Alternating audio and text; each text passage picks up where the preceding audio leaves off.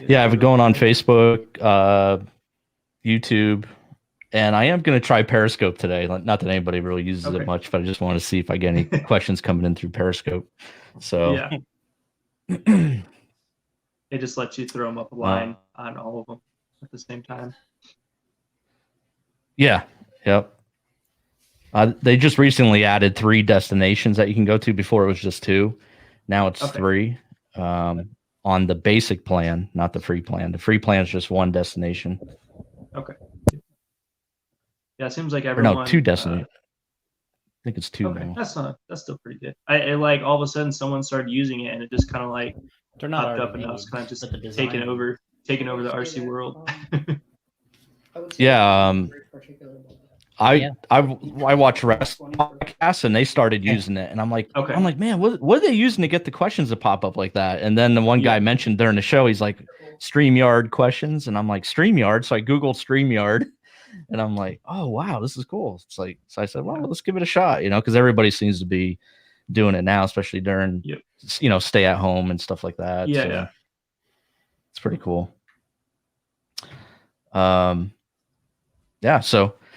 Episode 217 of the Radio Impound Podcast, and we welcome back Dakotah Phend. I think this is the 3rd or 4th time you've been on this pod over the years. Appreciate it.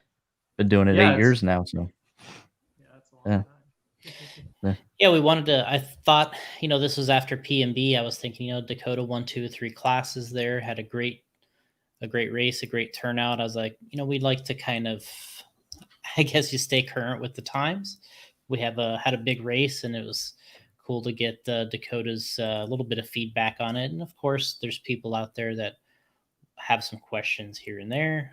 We have our own, but we had a great race at P&B, and you talked about it earlier today. You did your own live video talking about some things on the event, some new products we were working on. But I'll talk about P&B. What's it like doing that type of an event, and how many times have you been to it? Yeah, I mean, it's been what, 4 months, since we've gone to a big travel race. So it's probably been the longest out of my career. Probably even back to like when I started traveling when I was 7. It's probably been the longest that I haven't traveled to a race for. So kind of a different world we're in right now. Trying to get used to and adapt. So I was super excited to be able to make it out to P&B, be able to race again. It's always a super fun race, really unique with how they do the format, how the racing works, and everything like that. So I was excited. Always have a fun time. And this year we decided to pit outside, just kind of stay out of the noise a little bit. Normally we'd be pitting in the building, and it just makes the event very long and tiring. So brought the trailer down and hung out there with the team for the weekend. But yeah, it was exciting just to be out and to get racing again. And P&B is a little different. I want to say Paul and I started going to these kind of one-off 8-scale races where they build it in a building. It was, I want to say back as 2009, 2010, somewhere around there. We did AMS for the first time, and then it seemed like shortly thereafter we were hitting a lot of these type of events. And now Dave Lycum, who runs the Race Time Entertainment, has 5 events through the year. And, it's a good promotion kind of an event. People talk about wanting to have races all the time, and they, I was hitting us up, you want to sponsor my event and do this and do that. And I'm a race promoter, and it's like, well, there's people that want to put on a race, and then there's people that actually make a nice big race happen over a period of years. Mm-hmm. And that promotion just doesn't come from nowhere. You got to say the event is happening, what's going on, you keep people updated. And that's the only way that you build the interest to have these races. You can't just pull a 500 entry race out of nowhere, right? Yeah, it takes a while, and he's been in the game for a long time. Like you said, he has 5 pretty major races that a lot of guys do every year, that he's pulling in a lot of entries. I mean, I think pretty much all of them are 400 plus on the entry count. So they're big events, and I mean, obviously he knows what he's doing. He puts on very professional races and does a really good job at it.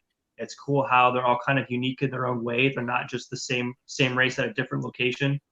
So every race is different. It has its own characteristics, its own schedule, things like that. So I think that makes it fresh for for all the guys that want to go to all of them instead of just picking one to go to every year.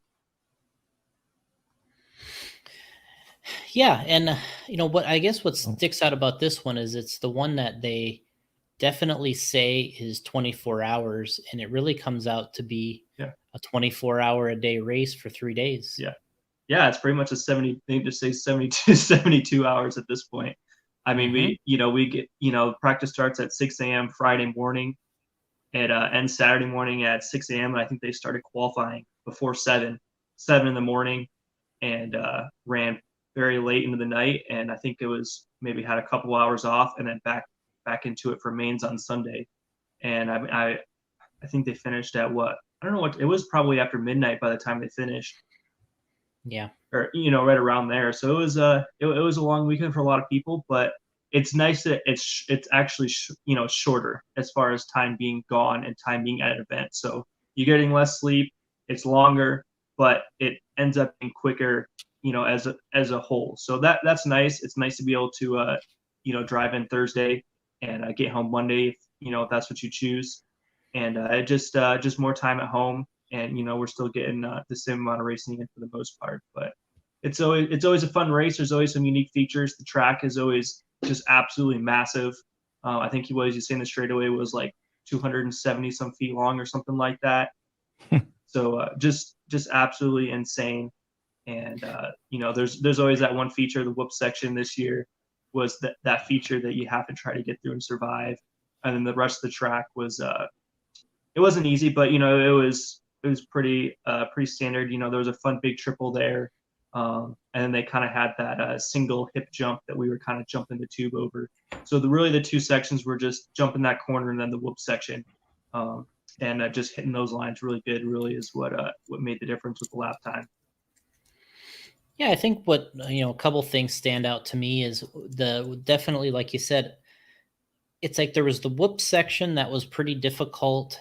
But then it was like you said, that hip jump where you got to jump on that corner and kind of land on that off camber section. And I almost thought that was the most difficult part for everybody because the cars just weren't consistent in landing there every single time. Every time, you'd land and sometimes it'd push into the pipe. It was sandy. Mm-hmm. And, you pretty much had to jump it. I know Mayfield experimented with not jumping it, but he really couldn't make up any ground by not jumping it. He was just kind of, he was just kind of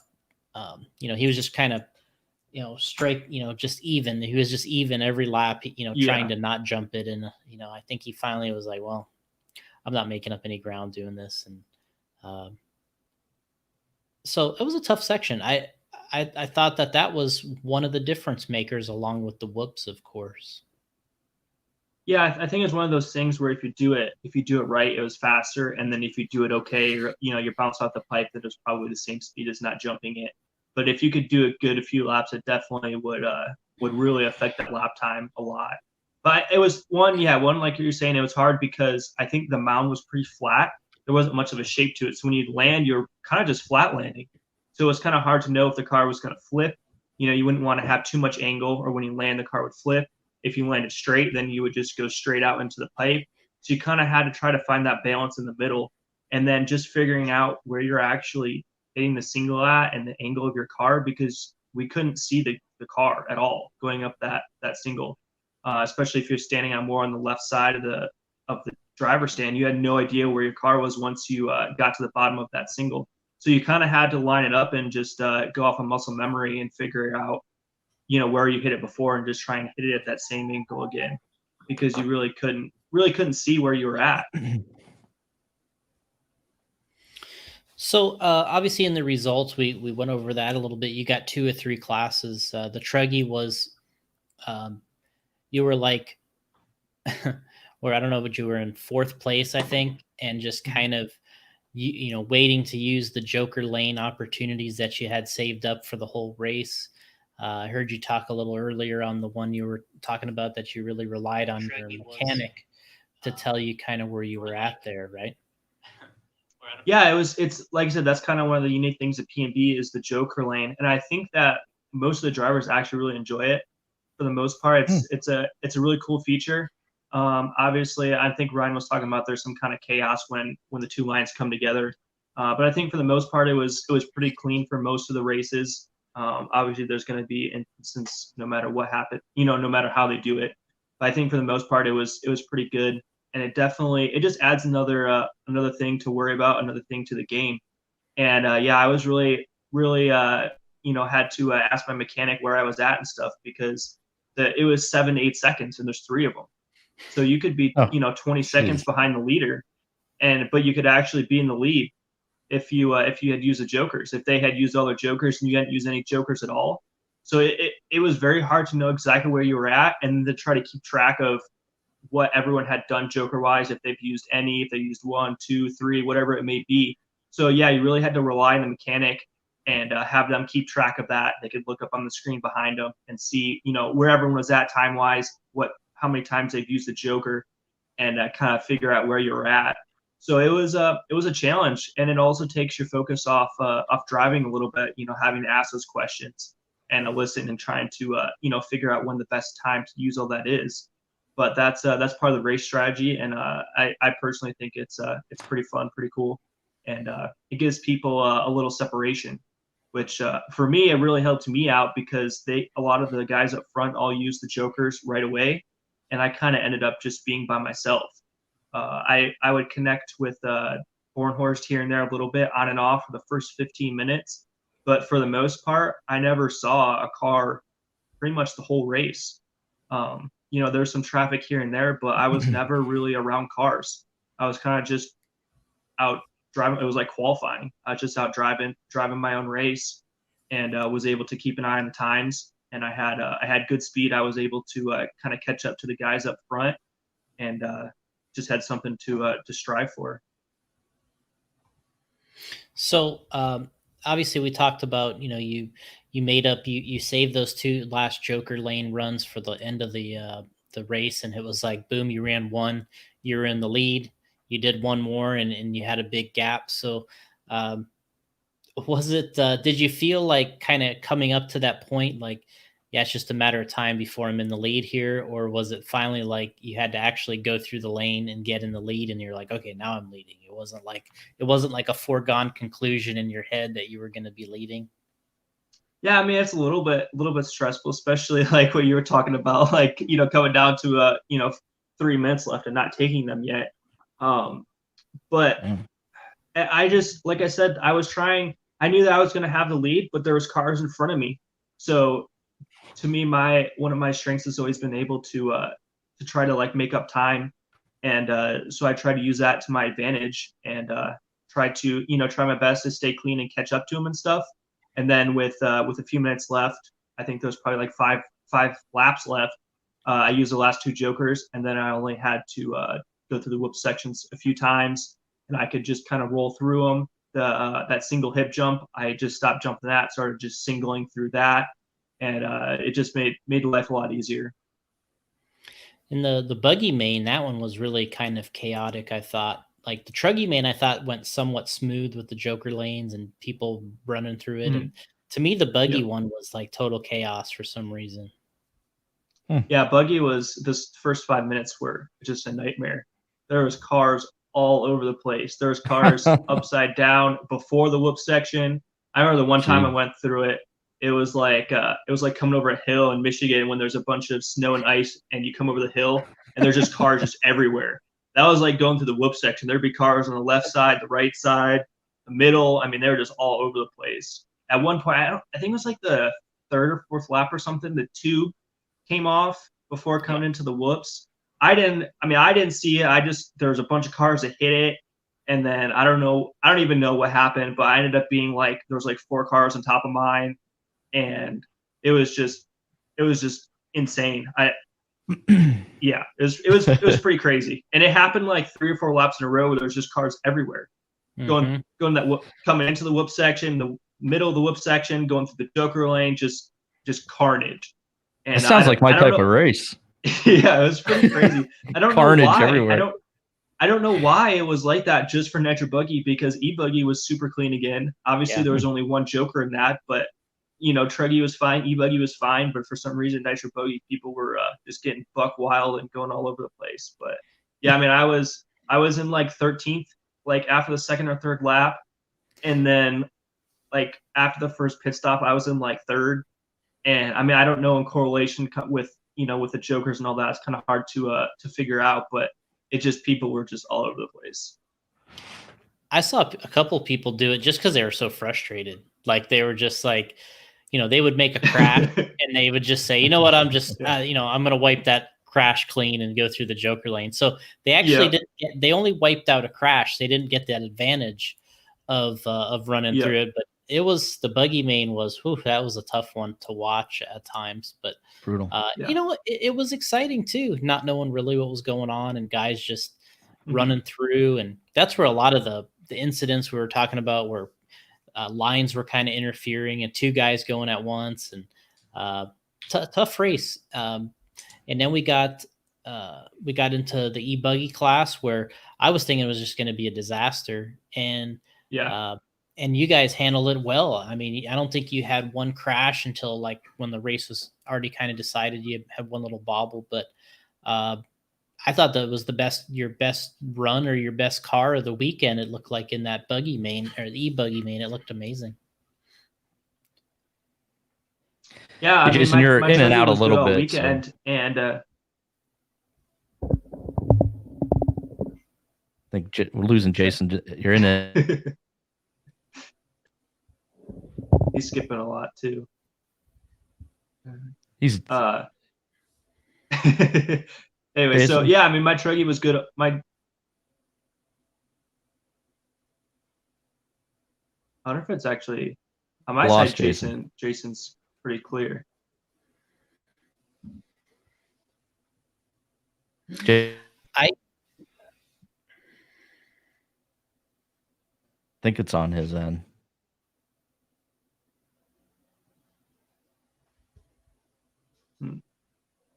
Huh. We all back again? Oh, losing me, they're saying. Okay. Talk to Dakotah. Yeah, I was just, we were just talking about the e-buggy race, how great the car looked in the e-buggy. And I think he was going into, talking about how it really kind of came together in the main. Yeah, I just I decided to go with a different tire than when I ran with Nitro Buggy. Nitro Buggy, I ran the Blue Stalkers, which is what I had run in Q2, and I thought they're really good. I think for the main, the track had gotten a little bit too rough to have that much pin flex. So I went back to a Blue Reflex for e-buggy, same as what I had ran in Nitro Truggy. And they were super, super good, really stable, and they didn't catch the ruts at all. So that was the best that my e-buggy has been, I don't know, probably ever. It was always, it was good in qualifying and stuff, but that main event, just with that tire choice and how the track was and stuff, it was just absolutely amazing. That's always a great feeling when you go out there and everything just goes your way. Your car's flowing, you're flowing with the car, and it just you're just driving around, and it's going fast, and you're not having to push or anything. You're hitting all your marks. I got through the whoop section pretty clean every lap, and I just had one mistake there at the end, but yeah, for the most part, it was a clean run, and it was a great way to finish the weekend off. So let's talk about your electronic setup a little bit in your e-buggy. A lot of the other guys, we've talked to, and but you're running the Trinity Power in most all your electric cars. So what do you got it set up like in the e-buggy right now? Yeah, so for this weekend, I actually had a pretty different setup from what I normally run. They recently came out with a new RPM rotor, so it has quite a bit more top end. Which is good for P&B, obviously, with the track being that big. And then it smooths out the bottom a lot, so it makes it a lot easier to time jumps, makes it a lot easier to go through that whoop section. I was able to time that really well. So that was a big advantage for me, and really helped smooth that bottom out. With e-buggy, you have so much torque already. You don't need all that, so really helped smooth that out. gave me some more top end, which never hurts at P&B. And then I ran two 2S stuck together, so pretty much like an LCG style pack. So I had a lot more room, was able to run the JC body on there now for the e-buggy as well, which was super nice to be able to do. And yeah, everything was working great. So yeah, you got 2 out of 3 wins, obviously a really good weekend. And it doesn't happen very often that people win, multiple classes at events. And it seems like there's certain drivers that are able to pull it off. Over the years, I mean, I think Kinwald was the one I remember really getting 2-3+ wins at races, really dominating stuff. Then you get into, Cavalieri. I thought there for a while, he was really good at getting those, when things were going well, he was good at capitalizing on it. Mayfield's done it a little bit. He had one at Nitro Challenge, which I think was pretty amazing to have it happen at that race. But you're another one of those guys that seems to, when things are clicking and you got the vehicles going, that you can win multiple classes at a single event. CRC, I know you've done it, have had it happen there, and in other events. Is there something that, this event you did 2 out of 3. So is there something that you can start to feel during the event when it's going on that you have a shot at that? Or is it something that sometimes just kind of comes together in the mains? Yeah, it's so hard now, especially with, everyone is so close. The times have just gotten closer and closer over the years. The cars, are at such a high level now that every little detail is so important. Everything, like with a lot of different industries, the level just keeps getting raised and raised and raised until you're at that point where every little thing makes such a big difference. And yeah, sometimes it has to do with the track, where the track will suit a certain driver, or you'll just feel really comfortable with the layout or the dirt. Sometimes you just have a really good program going into it. You have your tire prep on point, and you're picking the right tires, you're picking the right, sauce if it's 10 scale, and everything is, you're just making the right decisions. But yeah, it's definitely tough. There's a lot of good drivers out there, and the cars, all the cars have to be absolutely perfect. The setup has to be on point. Like I said, the engines, electronics, the tires, everything just has to be on point and going your way. And that's hard to do at this level, especially with multiple vehicles. But you just gotta, when you have that opportunity and that chance, you have to try to capitalize it and make it count when you can. Yeah, absolutely. And it seems like, there's a handful of guys out there that can do it, can get that done. And it's been kind of cool, over the years to just see the people that can actually pull off something like that. I mean, if somebody is going to sign up and run a club race and win 3 classes, it's not exactly the easiest thing, to win all 3 in one night at a club race. But then you go to a big race like this, and being a guy that can pull off 3 monster wins on one weekend, that's really impressive, I think, to see. And it doesn't happen much over the years. Yeah, and like I said, it's hard enough to win one as it is, having your program and everything good to go with one vehicle, but then to have it with 2 vehicles or 3 vehicles or whatever it may be is very difficult. And there's the changing track conditions. I was actually kind of off the pace for most of practice going into. I got there like 10-ish a.m. in the morning Friday, and ran pretty much straight through until 2 a.m. Saturday morning. And left when I couldn't keep my eyes open anymore. But yeah, I was a little bit off pace up until the very end of practice. And it's just it's hard. The track conditions changed a lot, and it ended up suiting my cars. We had a really good setup from Nitro Challenge, a good base setup and a good ending setup. So kind of started back at the base setup, and then made some different changes. With the track being quite a bit different from Nitro Challenge, and was able to get the cars all really good. So let's go into, I'm not sure on the new vehicles you're running. I know you debuted a new Truggy at Nitro Challenge, which, they're kind of working along with, and you're a little bit more up to speed now with that Truggy, and maybe upcoming release. Anything else going on with the other vehicles you ran that maybe new or upcoming, or things that people might have noticed? Not a ton. I mean, I'm running the 8X Elite for the Nitro Buggy, and then I have pretty much those parts on my e-buggy as well. So nothing too new there. Yeah, nothing too crazy. The Truggy, I can't really talk about it too much, but I've had some new stuff on there for a P&B, just making some progress from a Nitro Challenge, and it was definitely a lot better. And I'm excited to keep working with it and keep improving. So what do you think about the naming formula now on the TLR cars? It seems like they're kind of, the 22 has been through, a ton of variations. They're onto the 5.0 and now a 5.0 Elite. And then the 8X, it seems like they kind of jumped and went straight to an Elite model.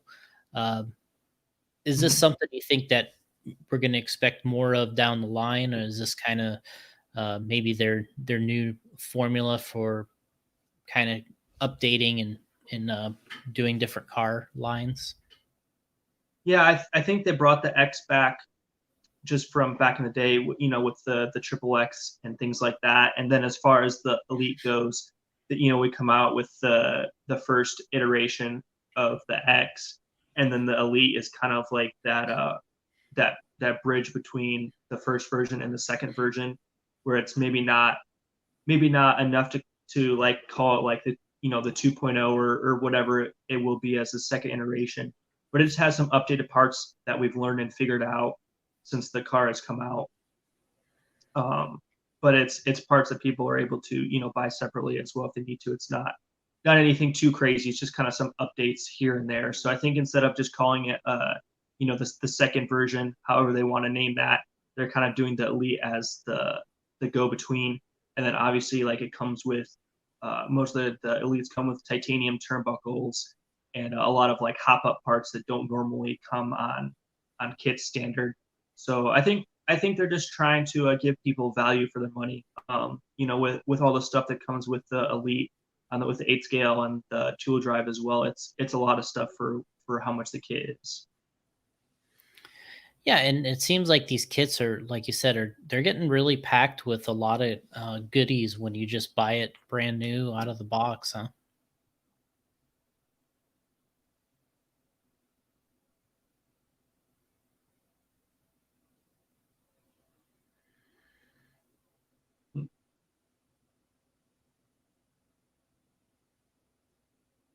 Jason, can you hear me? Now I can. Oh, all right. Yeah.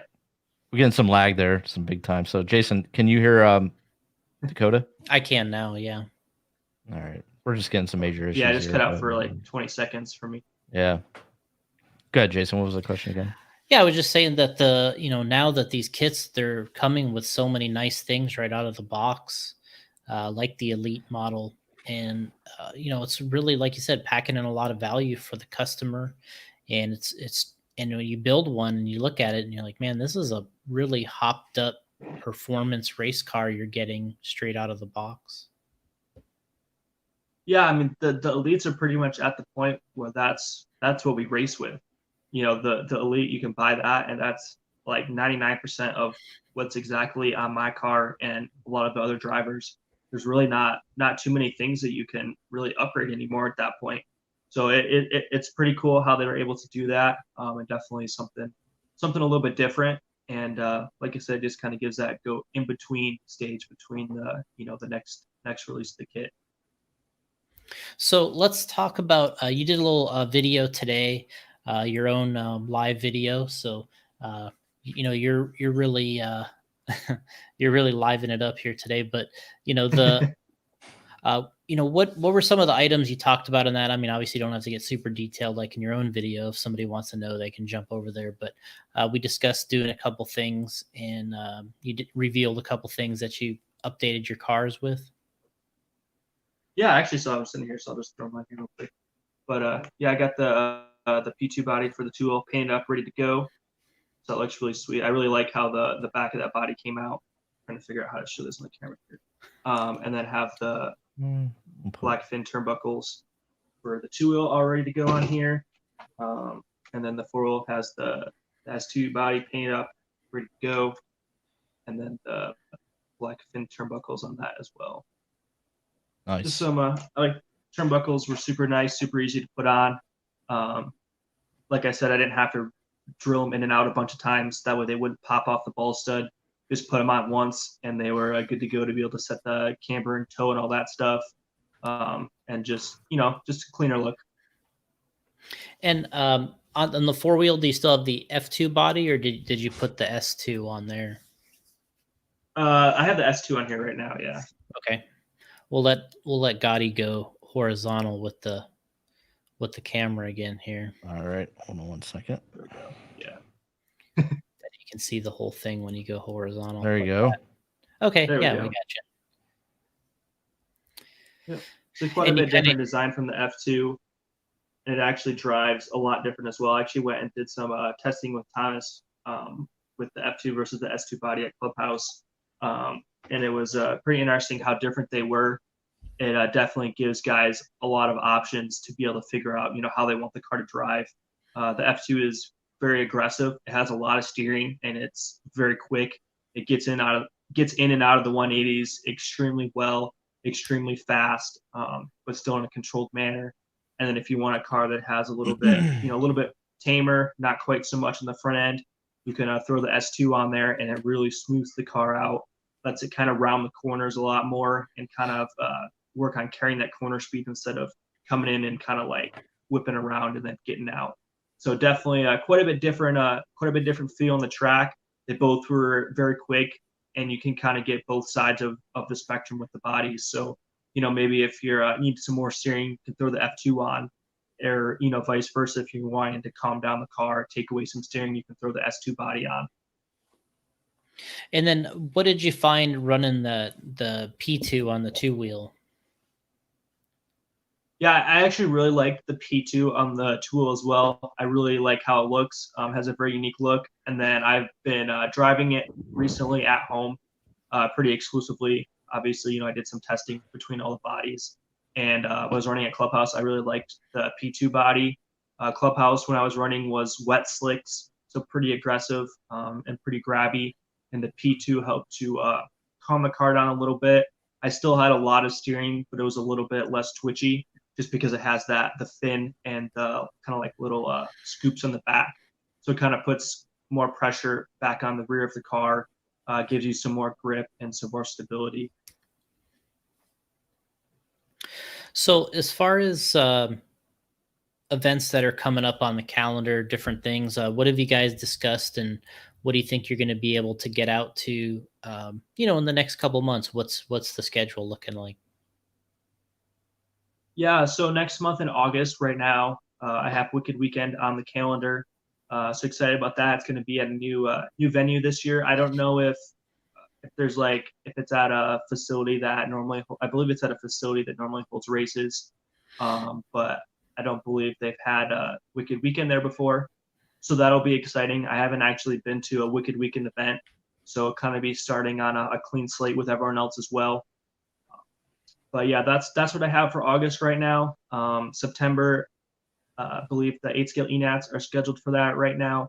And then I'm trying to think what else is in September.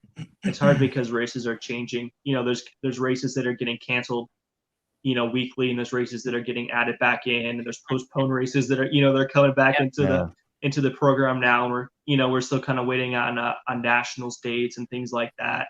So it's tough. We're kind of just taking it month by month and trying to keep an open schedule. And then if something pops up, have the ability to go to that. But there's definitely a lot of races scheduled for October, November right now that I want to hit up. Just kind of waiting to see where everything's going to actually end up date-wise.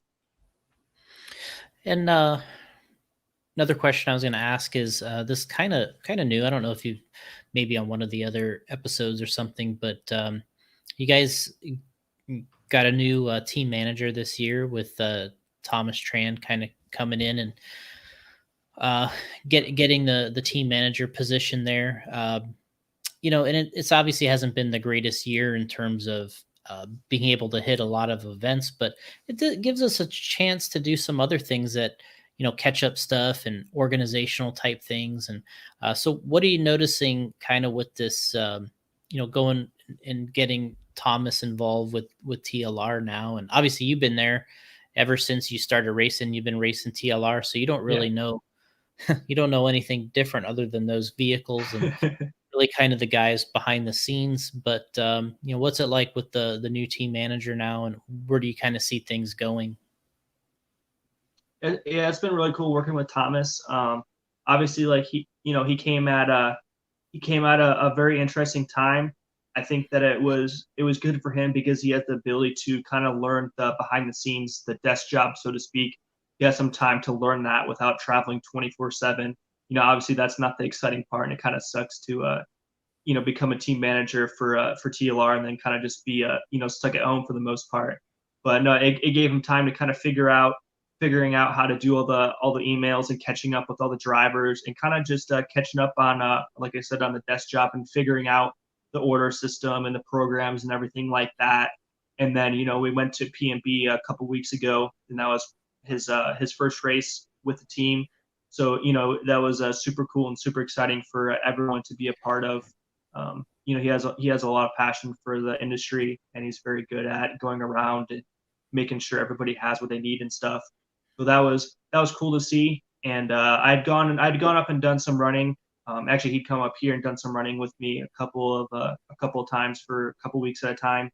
And we did some 10 scale running, did a few things testing here and there and stuff. So I think it's going to be a really good thing, and we'll just keep plugging away and keep going to races.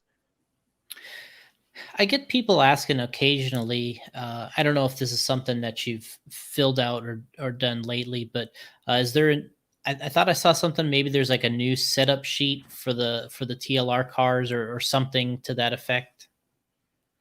Yeah, they recently came out with some new setup sheets. They don't have them for all the vehicles yet. They have them for quite a few of them, and just kind of a different way of doing things. It's a lot different. Kind of takes a minute to get used to it, but the information is a lot more organized. Instead of just having the front end and just having a sheet and it just has everything listed in a row, it kind of separates things out a little bit, and just makes it easier to read, easier to figure out what you're actually looking at, and you can kind of find the information a lot quicker. Like I said, the old ones were kind of everything was just kind of in a list, and you'd have to read down every single thing to try to find what you were looking for. It was kind of just all hidden in there. So it's a little more separated now, and just easier to read. So I don't know if cruising around, if we got any specific questions. I know Gotti threw one up earlier that it was a guy had asked if it was, if you were a fan of the Joker lane or not. Yeah. Yeah, I think it's pretty cool. I don't know about having it at every single race because I think it's definitely a challenge. And I think that it could possibly take away from the racing a little bit because it can kind of separate people out quite a bit. But I do really enjoy going to P&B and having that as an option. Like I said, it gives the drivers a little bit of a chance to get away and kind of create their own space, and it gives you the chance to be more tactful with your racing. Okay, well that's good. Justin says you have a couple races under your belt now with the JCA scale program. It seems like the other team drivers, the Reflex is quickly becoming a favorite. Yeah, I would say for 8 scale, the Reflex is kind of like the go-to tire.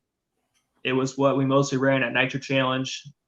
Obviously, Nitro Challenge, we were able to kind of test things a little bit more because the track, it's outdoor track, the surface. You're able to run a lot of different tread patterns and still be competitive. But yeah, the Reflex was really good there. It was really good at P&B, and those are two completely different surfaces. So it seems like Reflex is kind of just that go-to tire. You start on greens, go to blues once the grip comes up a little bit, and then just go from there. And then if the track keeps grooving up, you can go maybe to a rehab or a detox or something like that. But for the most part, it seems like the Reflex is pretty solid. It goes to the dust pretty good for the most part. It's good in the groove. It doesn't catch all those edges and things. So it's just a solid tire. Justin also asked, what was there anything specific adjustment you liked on the e-buggy that made a difference for that big track? More so power. I made a few changes.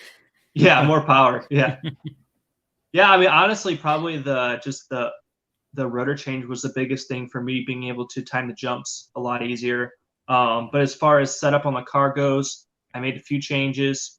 I changed the rear camber link. I moved it a little bit farther out, but kept the same length. So I moved it farther out on the tower and then farther out on the hub.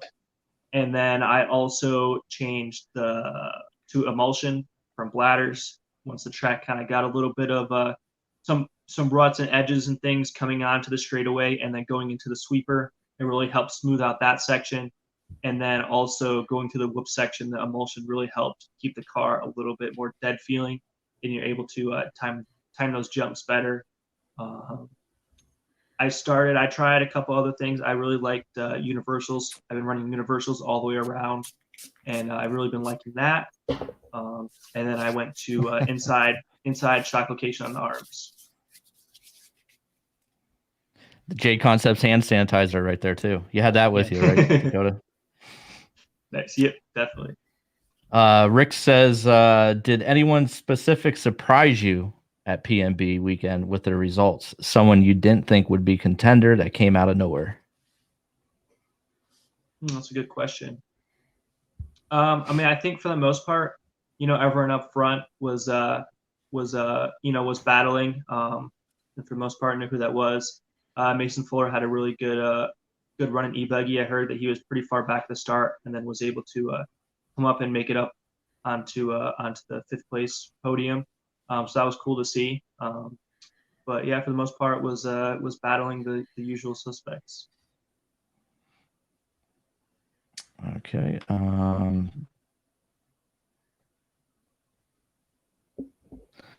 Justin says, thanks, Doyle. Oh, here we go. Here's somebody. There's somebody you might know, Thomas Tran. That Thomas guy. There you go. I thought in the Nitro Buggy race, I thought Seth Van Dalen and I can't even think of his name right now. Oh. Anyways, I'll come back with it. But Seth got second, and he actually passed Mayfield on the last lap, and he was so excited when he crossed the finish line and he got that second place. And, I was pretty happy for him because he was just so excited about it. And I think sometimes people lose that excitement after a while. And, I think Ryan, guys win so many races. Sometimes I think it's like the difference between second and third or whatever, if I'm not winning, it's like, all right, well, I'm on the podium, but I'm not winning. And the guys that win a lot want to win. So, but I thought that, for Seth, the second was like a win for him, and, getting by Mayfield, did so good.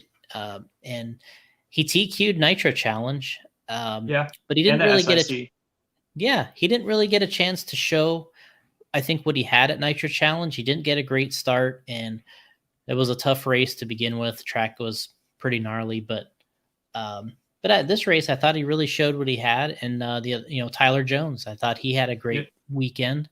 He was in there battling with you guys a lot and kind of making the Yagama stuff look pretty good out there. And I know he always has a lot of fans online, and as does Seth. Even Dakotah, you have obviously a lot of fans online, and it seems like when you were younger, you had even more. People liked when it was like you could barely see over the driver's stand. And you're out there winning stock races. People like supporting the up and comers, which is great to see. It keeps the kids in the hobby and keeps them interested. When they have that kind of support. That was always like a really cool thing. And it continues to be that way, which is very cool. I actually watched the last lap of Seth and Ryan. I had a couple of flameouts, unfortunately, in the main, and I decided, like, with 2 minutes left to go off the track there after the sweeper, and no one saw me, so I just hung out back there and watched the last couple minutes, and it was a good battle between them, and it was cool to see it's cool to see Seth, be able to fight to the very end and have that drive to want to do as good as possible. And yeah, like you said, he didn't have, he had some good qualifying at SIC Nitro Challenge, and unfortunately didn't have the best of luck in the main, which kind of always puts a damper on the mood. So it's cool to see him be able to have a better weekend at PMB. Mm-hmm. There's a lot of guys now, like Nitro. There's a lot of guys that can be up there battling for those podium spots. It's fun to watch for sure. It is. I mean, you're there all weekend, and that Nitro Buggy main is, the one you always kind of want to watch, and then Truggy is always so great because you can really blast through. Truggy, you can blast through those whoops more, and I mean, I want to say did you triple quite often? Yeah, I was. And then you just would kind of nose wheelie the rest of it. Yeah. My main line was triple, double, and then kind of just singling through. Mm-hmm. I did it like perfect in practice going up to the main, and then the first like 5 minutes of the main, I just absolutely just was terrible in the whoops. I think that's kind of one of those sections you just have to commit, and I think I was just trying to be careful on it. If you don't hit your line, then you're done. So I think because me and Ryan both actually crashed there on the first lap, and I think I went triple double, and then so I was on a different rhythm, and I was kind of just putzing through them in the back, just hit a hole or a high spot or something, and just went straight over the front super quick, and definitely I didn't want to keep making that mistake, but I did for a few minutes. Yeah, it was a fun event, and I'm looking forward to the Wicked. Hopefully, it's an outdoor event. It's going to bring a little different of a flair, I think, and I'm actually looking forward to being outside and seeing you guys do it outside, because it seems like typically anyway the track will gain a lot of traction, if the sun's out. So that's what's really fun to watch, is when you guys can really get on it. You got a ton of traction, and it should be fun. Yeah, definitely. Yeah, normally more grip and more blown out. Makes it more interesting. Chris asks, what is the least enjoyable maintenance task you have to do? What comes easy for you besides driving? Least enjoyable maintenance task. There's a few of those on my list. Shocks, turnbuckles, diffs. Yeah. Probably, yeah. I mean, those are the standards. Probably shocks. Just because you get oil all over the place no matter what you do, even if you try really hard not to. And then you have to take the shock ends out to be able to change the X strings and things like that. So it's a little tedious. It's probably definitely not my favorite. And then if you have bladders in, they kind of suck to bleed. It takes a lot more effort. Where if you have emulsion, you just take the screw out and put the screw back in, and you're done for the most part. So gluing tires, right? That's another one. It's another one. Yeah. That's gotta be brutal.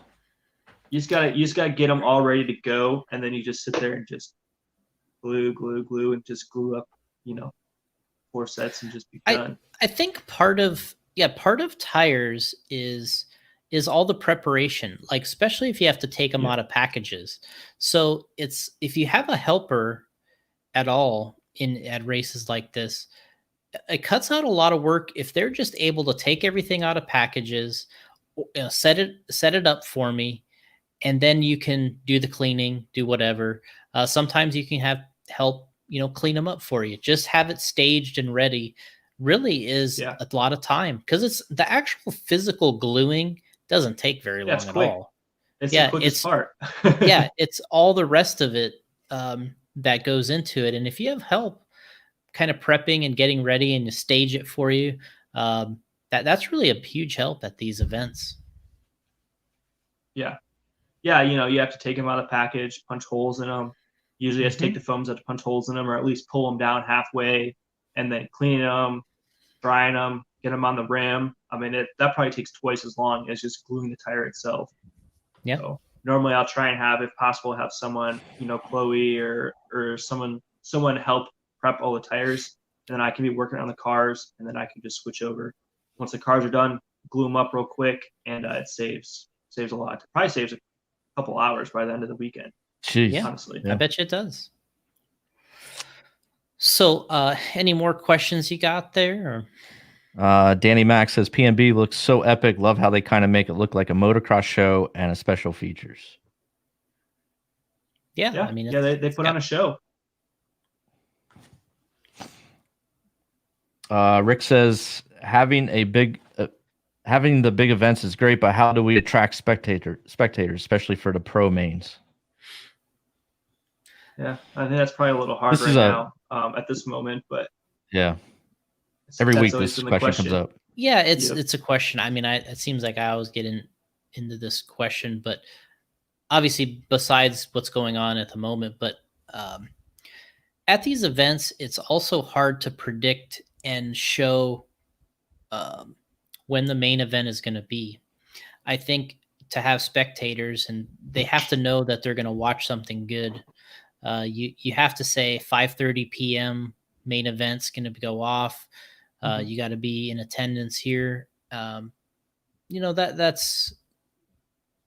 part of it. The second part, as we talked about last week, which was it has to be interesting enough to people that they want to watch, or that they're going to go out of their way to drive somewhere or attend something to watch one of these events. The main also can't be at midnight. It's got to be at a reasonable time.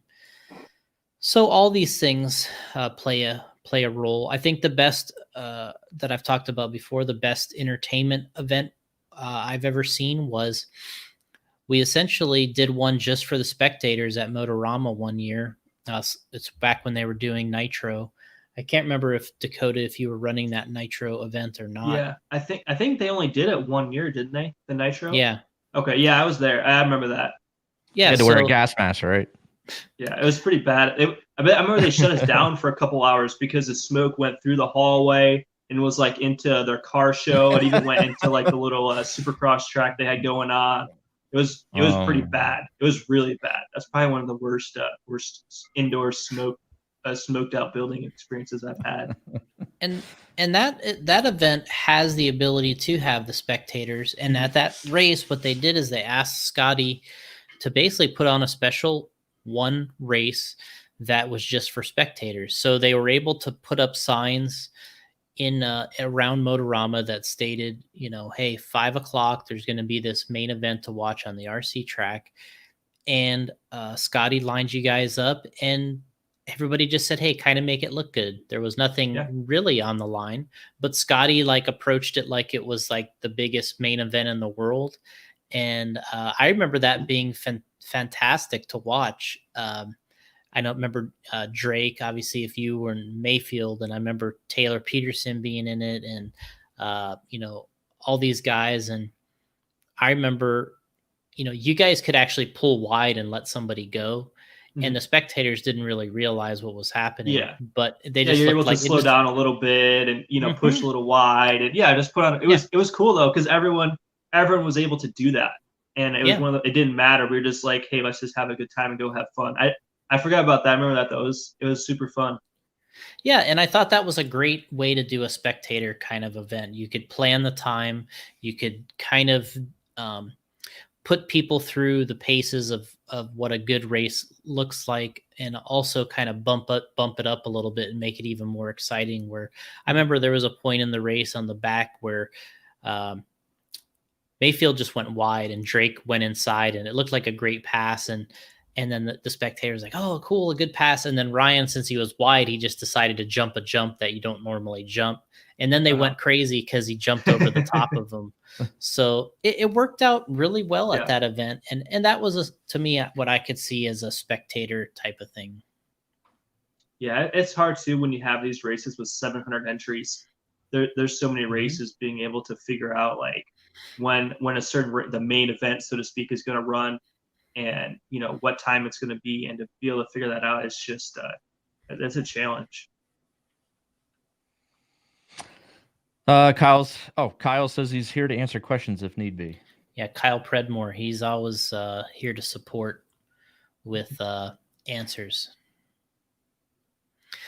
But I think in general, if we don't have any other questions, we can let Dakotah give us a shout out to all of his supporters, sponsors, we could let them go, and then Gotti and I can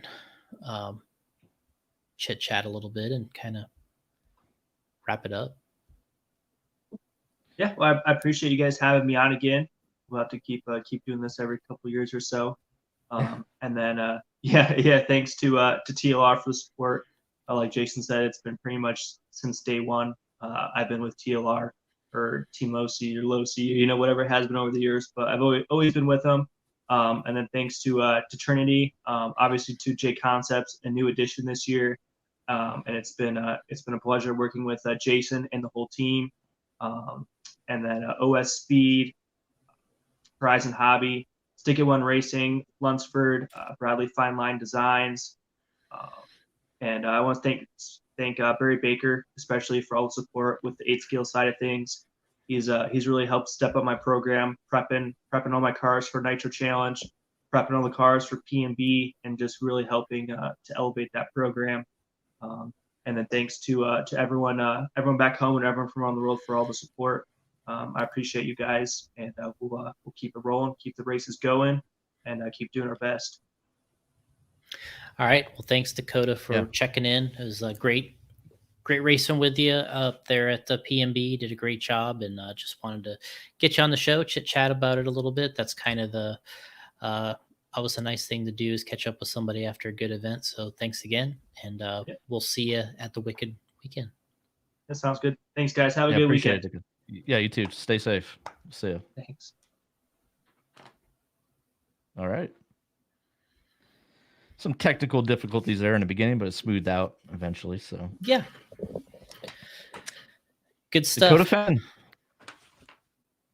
Episode 217, filling us in on PMB, and Spencer just put out a nice video today about his PMB experience, kind of showing you one of his YouTube video of him getting ready, flying out of Arizona, getting over there to Georgia, and then them driving to Tennessee. So fun video. If you want to see a little more about PMB, he's got that one up there right now.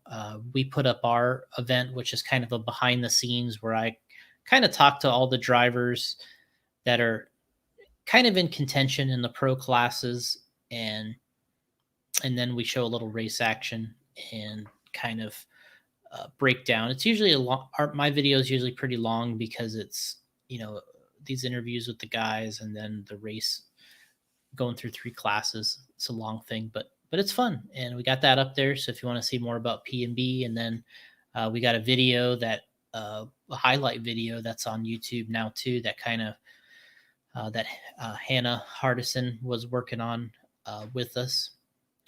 And so it went pretty well. That's up there on YouTube now too. So we got a lot of stuff about PMB. Kyle says he's airline ticket away from being a tire prepper. Aren't we all? Yeah, I don't want to do that job. Come on, I'll be gluing my fingers to the tire, and then plus, am I the only one that thinks like when you touch the tires with your hands, it's just your hands stink after that? Then they do. That's why you got to wash them. Use that hand. It doesn't come off. It doesn't come off. It'll come off. You got to wash them. To wear gloves. Yeah, you could wear gloves. What's next on the agenda? You got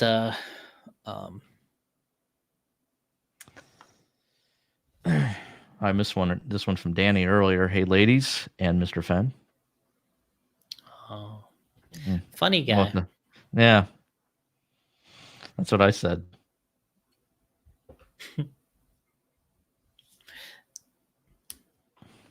But I'm glad it smoothed out towards the end. That was getting. It was getting a little concerning. I think Justin said Pennsylvania internet, and he's correct on that. It might have been on my end, but everybody was smooth on my end, and everything looked good. But it looked like it was on your end. You're freezing and other stuff, but I don't know. That's typical, with everybody. It's always on someone else's end, right? Kyle says he'll also work security if you need to. Sometimes. Or maybe he means that's job security. No, it's usually security. Let's see. We got RJ saying Hurricane. Yeah. we got a little hurricane kind of coming up the coast. Local gal, Hannah H. That's correct. Is that what they're calling it? No, he's was talking about. I thought they were calling it the Gal Hannah. No, the name of the hurricane has like a real hard to pronounce name. It's a hurricane or a tropical storm? Icia or something. It's like Icia is the name of the hurricane, I think. I gotta look this up. Yeah, it's like Icia, I think. But Hannah, the Hannah comment was based off of her coming in, helping us with photos and video from PMB. Let's see here. Did a good job. You got to check out that highlight video on YouTube. It's JC Garage or J Concepts Live, I think is. All right. So that's a good highlight video. Then we got my hour-long video of the race, the way it unfolds, people's ups and downs. Okay. Then Spencer's little behind the scenes of PMB. So they got some good stuff in there. So what were you showing today with that car? The front wheel drive. Oh, yeah. So let me see. Where do we start? Well, I'll start from the beginning. You like when I start from the beginning? Yeah. So all right, let me. I'll be right back. No, I won't go that far. So I remember when I visited Associated a long time ago. Cliff Lett told me that he went to a race in Japan, and with Jay Halsey, and a driver there just kicked their ass, and he was running a front wheel drive car, homemade front wheel drive car. And wow.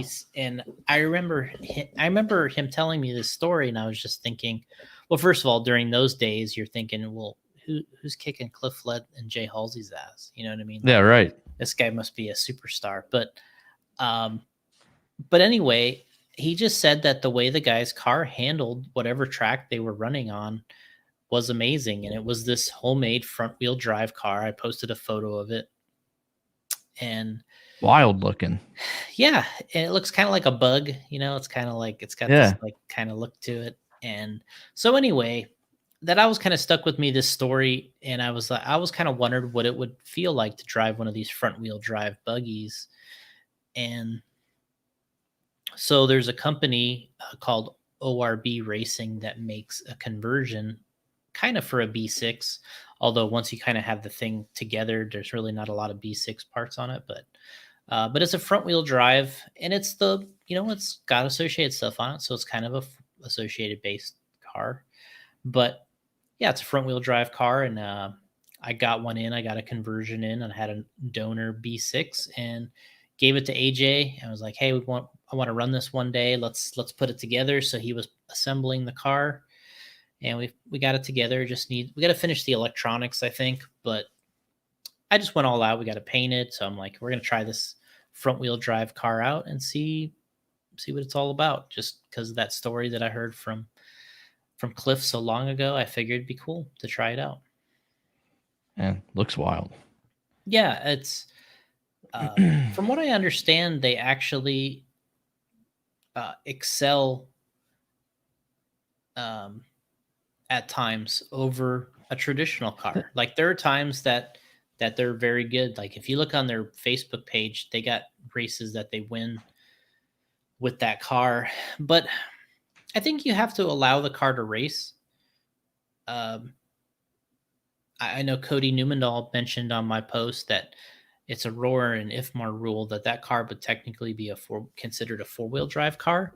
Oh, but I know they do run it in a two-wheel drive class in some areas. So I mean, it is two-wheel drive. It's just from the front. But I don't know that they should probably race together. But it's not something that's just new. This idea has been around for a while, but not many people have either heard the Cliff story or seen that original car picture that I posted, or even this ORB conversion that but it's people think it.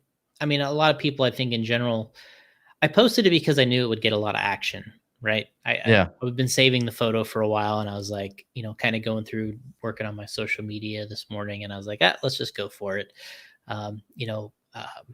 It's funny because I talk with people about, the different social media stuff and what posts are popular and what pictures people put up. And, I put up all kinds of things because, obviously when I was a kid, I was into Bigfoot, Chuck Norris, Hulk Hogan, Michael Jordan, and the Chicago Bulls. So I have all these things that I'll post things every now and then just because I'll find an old photo. So anyway, I think in general, it's funny because you realize why people either are friends with you or they know you because those are the things that they like, right? So, and for me, when I post something about Chuck Norris, it's like 20 likes. It's like big deal.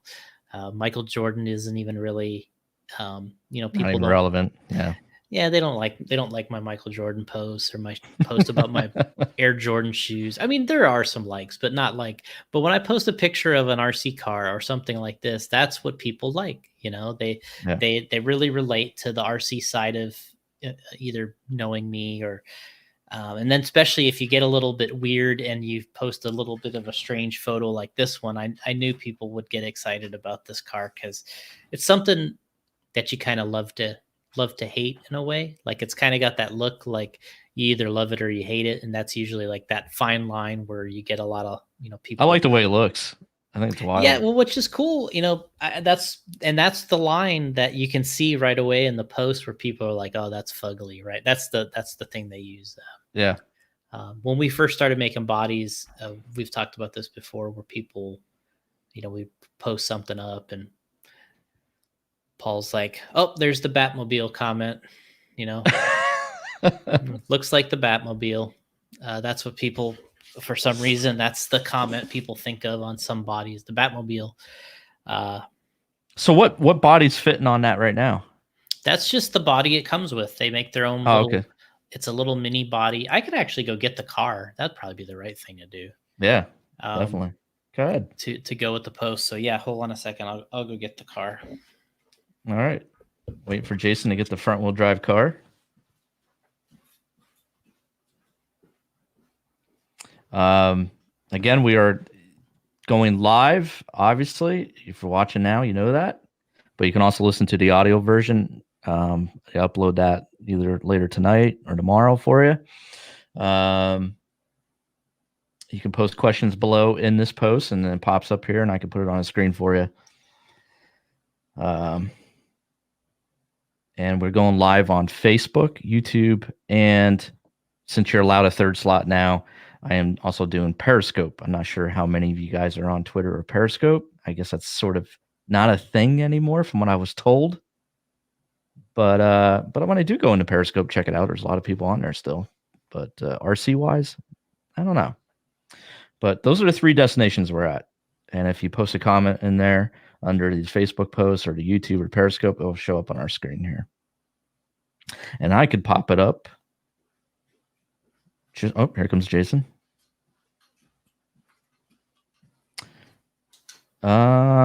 Rick says maybe Twitch. Not sure if that's an option. I will check in to that because if that is an option, I will go to Twitch. I just found out today that they opened up a third slot. So I was like, oh, I got a Periscope account. I'll throw it up there. But yeah, I will check Twitch. That would be good. All right, Jason, what do you got? So this is the traditional, B6, right? So we got this is my carpet. Let me see if I can make this a little bit. No, oh, wrong one. I guess it's okay right where we're at, right? Yeah, so this is this is the normal B6 that we were building for my carpet car, and the layout everyone's kind of familiar with. No wheels, tires, body, wing, but you get the idea. Yeah. So here we go. And then we got the crazy car here. I love it. So man, that was wild. And you can see here, here's the steering is off the front. I thought that was just one of your bodies that you just hacked up to fit on that thing. No, it's for this thing. So, see, it's got the front steering and the transmission's in the front. So, and then it's just got like these frog leg suspension arms in the back. Wow. They're just dangling out there. So have you run this yet? No, I haven't ran it. That was the idea, is I got it to run it, but I showed the picture before we drove it. But and this is, based off of the B6. They use the B6 shocks, and I don't know what else is B6 on here. Maybe a couple things, but so here it is without the body on it, and the motor is in the front. The motor goes up here. Okay. Here's the gear cover. So it's got it kind of has a stand up transmission. And I think that's really the only way that it would fit in there. But yeah, bring that a little closer to the camera, the front end. Right around. So there's the steering, and you can see wow. So the drive. That is funky, man. Look at the steering. Wow. Yeah, to me, it's the rear end that's so crazy. That's amazing. How long are those arms? Jeez. Yeah, they're probably, I don't know, 6 or 7 inches long. Kyle says that looks like it's made for the dunes. I don't know. We'll find out when we finally get to drive it. But can't wait for that video. Yeah, that was the idea, is to kind of get one and just try it, because ever since I heard that story, I was interested to see what it would be like, and we got it in. And yeah, it's got a B6 diff, B6 bones, and bearings. And what was the company? What was the name of the company again? ORB Racing. Okay, and they're on Facebook, you said, and stuff. Yeah, and they got photos of them on their racing. I think there's some videos too, but to be honest, I don't even know if I've watched a video. I just kind of. I'm gonna check it out. Yeah, you're like a good researcher. Like, you'll do the research. Yeah, go down that rabbit hole later. Yeah, you'll go down that thing, and like 2 a.m, I'll get this message. Okay, so I finally got to one of the videos, and are you up? Where are you guys at? Are you up? Yeah. Where are you? Rick says I'd be scared to hit something and snap the steering off. Absolutely. That's what I would do. You know what? It's always possible on all these cars to hit something and break, but I don't know. We'll find out when we drive it. So yeah, we got the B6.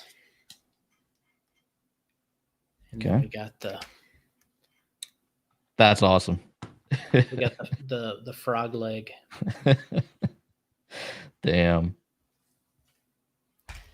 Yeah, good stuff. Kind of a fun little.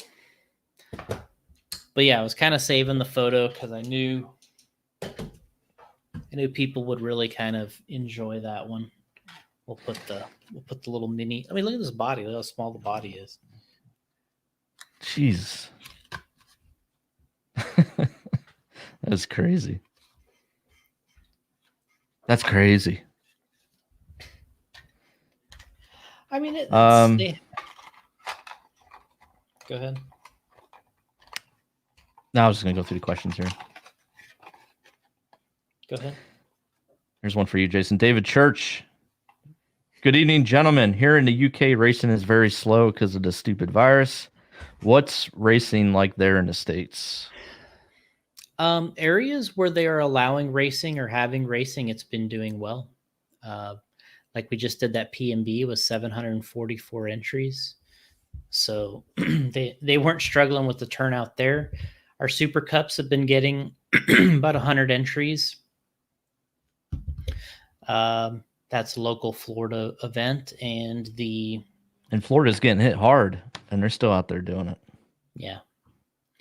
The Force Series races have been doing really well with 8 scale. They're getting 125-ish, 140. I think the last one Paul and I went to, 140 entries. Mayfield did that race in Mayfield, Brock Champlin, a couple of the guys did that hot rod shootout about a month or so ago. I think they had 170 there in California. Honestly, where they're having racing, it's doing pretty well. It's not like they're having a race and they're like 5 guys are showing up. Like it's where they say we're going to race, people show up and race.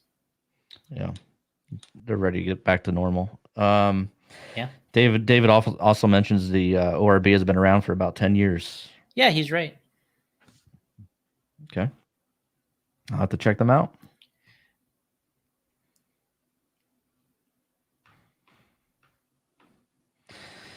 All right. 217, Dakotah Phend. Appreciate him being on the show. I think that, like I said, is his third or fourth time over the 8-year period. So, yeah, I mean, it's something that sometimes it works out. Sometimes we think of these guests, obviously last week we did Sean Ireland. That was really good. And it's a little more prep to do one of these company presidents or something, because they want to know a little bit more about what they're getting into doing a show like this. But with a racer that's done it a couple times, they're pretty free to just jump on and start talking about racing, right? Yeah. We got a lot of great feedback on the Sean Ireland episode, so a lot of people love that one. Yeah, I've had people tell me that's their favorite one. Yeah. Which is cool. I mean, the fact that you've been doing 217 of these things and you're turning out one of the ones that people like the best. So we haven't lost a step yet. No, not yet. We're still trying to pick the game up a little. That Michael Jordan 6th ring, 35 years old.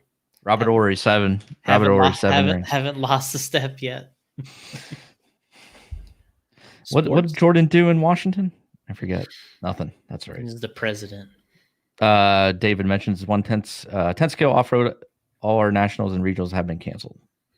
I know I noticed that. I remember the announcement. It was definitely kind of sad. Plus the Euros. That's the part that was kind of a bummer, is the no Euros this year, not being able to kind of, take part in something like that. The Euros is always such a great race. I really, I remember I saw David Ronefalk got to a race in Sweden. Was that last weekend? And I believe it was the track we did the Euros at. And I believe David was the race announcer there at the race in Sweden. And I really wish we have another race back there in Sweden at that track. That was a lot of fun. That was a great facility, and definitely one of my best. I felt like it was one of my best European trips. I really loved the Slovakia one and Finland. Yeah. And then that one to Sweden, that was good too. All right, we'll close it out here at 217. We will coming back next week, 218. I believe so. Are we racing next week? Yet? Let's look. Let's check the calendar out. I heard you're coming to LCRC. Yes, we'll be there for the Mugen Challenge. August. What was the date on that? Well, the Wicked Weekend is August 13th through 16th. Okay. And the Mugen Challenge is the next weekend, which is 21 through 23. And right now, me and Mayfield and Spencer are scheduled to go to the Mugen race at LCRC. So might be a cool trip out if you and Kirby could come out there. Yeah. And then before that, of course, is that Wicked Weekend, which Mayfield, Spencer, and Dakotah, he's racing. So that's going to be cool. We're doing another trip in the van. So Paul will be driving. So it'll be our PMB crew a little bit, and it's going to be fun. Traveling on the road, you get that Chick-fil-A, or you stop that again. You stop at the convenience store, get a little snack. Sheets. We don't have those. I'm when you come to LCRC, yeah. We'll do that one there. It's across the street from Subway. Yep. I'm sure the Subway's still there. There's another place that was really good that we went to eat that was local. When you leave LCRC, you turn, instead of turning right, like we'd go to the hotel, we'd turn left. And like right down the road on the left, there was like a nice little Italian place that we went to that. Yeah, well, you won't be able to do that now. Well, really? Yeah, they're pretty strict here still. I think you'd be sitting outside. Okay. Well, if we can at least sit outside, maybe we'll sit outside. Yeah. Bring it back to the track. They only allow so many people inside, I think, and then most restaurants are setting up like tables outside in the parking lot and stuff now. So, yeah. Speaking of dinner, what are you getting tonight? Pizza Hut, breadsticks. Oh man, our Pizza Hut closed in this town. What? Yeah, it shut down. Ours has been open ever since I've lived here. I have to go about 15 miles down the road for a Pizza Hut. Mm. And DoorDash don't deliver that far. What's the other one? DoorDash. You can do Uber Eats. Grubhub. Yeah. So there's 3 of those things now. Yeah. Isn't that something? I've used them a lot during the COVID stuff. And so you had the guy delivering your food for you. He's probably coughing all over it. I guess, yeah. So far, it's been okay. Yeah. I've actually, at a couple races, I've used them to deliver some Starbucks too. Oh, okay. I did we were up at PMB. I had him do a delivery of Zaxby's. And I remember I ordered at it was like right after 1:00 or something.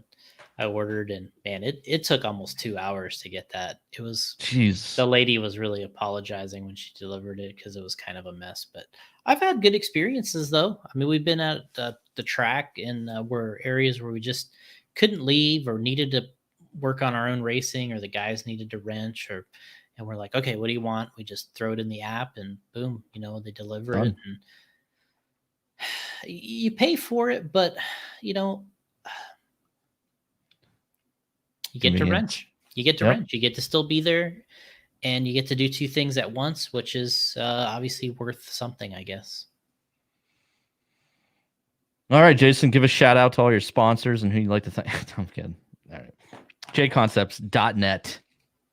I got it right. I wore the shirt today to remind me that it's .net, not .com. Okay, good. No. I wore my shirt too. Yeah. It's my uniform. The work attire. All right, we appreciate everybody joining us for 217. Don't forget, we'll be doing these live, but there's also an audio version available not too long after dropping it. A few hours. Not much editing now with these live versions. I just do an intro and outro. Yeah, that's it.